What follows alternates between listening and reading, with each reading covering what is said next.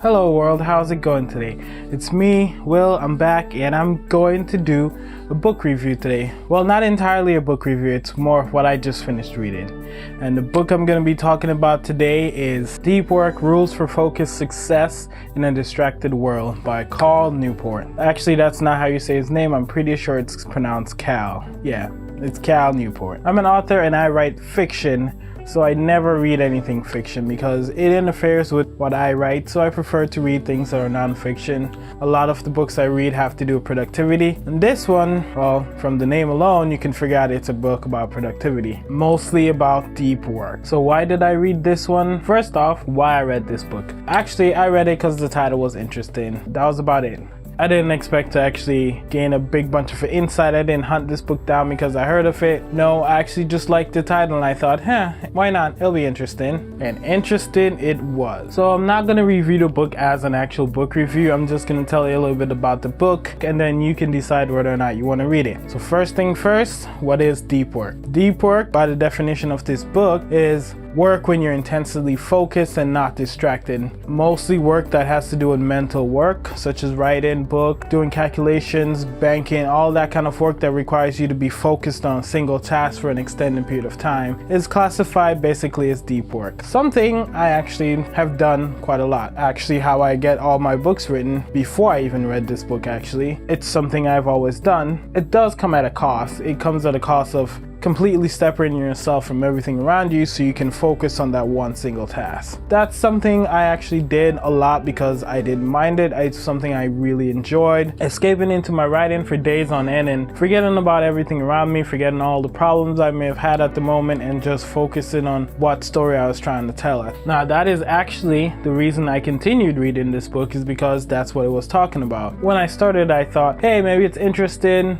I'll give it a little while. If it's not interesting, I'll find something else. But it was quite interesting. It was talking about deep work and I thought, well, I haven't actually been doing very much of that lately. Most of my time has been spent pretty distracted at the moment. So I figured, why not read the book and see what it has to say? And I continued reading it because it was about deep work and I thought, why not read about it and see if I can find better ways to do it, because currently I'm not doing very much of it. Most of my time is spent distracted or doing things or trying to do 4 or 5 things at once. They're not exactly working out the way I want them to, but they're still getting done. So I figured, why not? It can't hurt. Maybe it'll help me be a little bit more productive. And being productive is actually the reason I read it all the way to the end. Well, what did I learn from this book if I already knew how to work deeply? Well, a great deal actually, because the book doesn't just deal with deep work as a concept, but ways of working deeply and separating things out of your life and how to work deeply while having a more social life and being more active and being a little bit more distracted, which is something I didn't actually know how to do before. Most of the time when I spent my time working deeply, I completely separated from everything, family included, for a few days at a time. I would forget to eat even, which is not healthy and you probably don't want to do that. Anyway, in this book it has concepts and ideas of how you can work deeply, how you can separate the time in your life and how to plan things out so that you can have time to work deeply and get into a deep state of work, be focused, be completely undistracted, but at the same time do it without interfering with the parts of your life that times when you need to be distracted, when you need to be more social, when you need to be in other places where you can't just be closed off to yourself. And that is what I actually took away from this book. Deep work as a concept is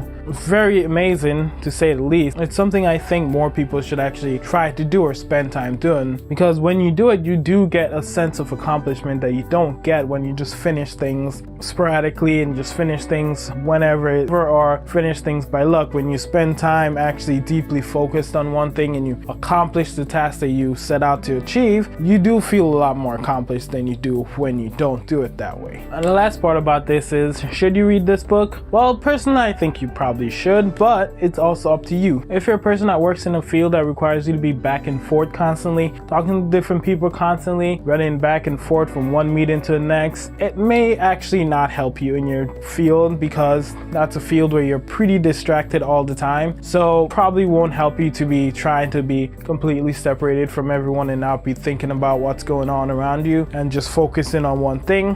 Probably won't help you, but it'll probably help you in things that you want to do for your personal life if you can focus in on them and get them done a little bit better. However, if you're in the more academic fields such as writing or doing research, then reading this book will actually help you out quite a bit, and then maybe it'll even help you organize your life a little bit better so that you can get more time to do deep work and you get more time to do things that you enjoy that don't require you to be focused, because now you have a much more structured work life. You can get more done at work and then you have more time to be leisurely. Last thing I took away from this book, I just want to bring up right at the end, is take a break. De-stress. That's something this book showed me the benefits of, actually taking time to completely separate yourself from what you're working on and just relax. Let your mind wander, take it easy, and not think about the things you're trying to accomplish, that your work or the things you're working on at the moment. Actually separate from the work you're doing and the work you're trying to accomplish and just relax. Take it easy, take a break, just relax. It's not something that's permanent, but doing it once in a while, doing it often, actually helps you be a lot more productive. And after putting it into practice for a couple of days, it has greatly improved my productivity, even my ability to focus, and it's helping me being a little bit more creative, because now my mind is actually starting to create things when I'm not trying to on its own. This is a big plus for anyone that's an author or in any other creative field. Letting your mind wander really helps with creativity, and letting it wander and not focused on creating something will really increase your creativity over time, which is a very important thing to me. Anyway, that's it for now. I'll see you guys in the next video.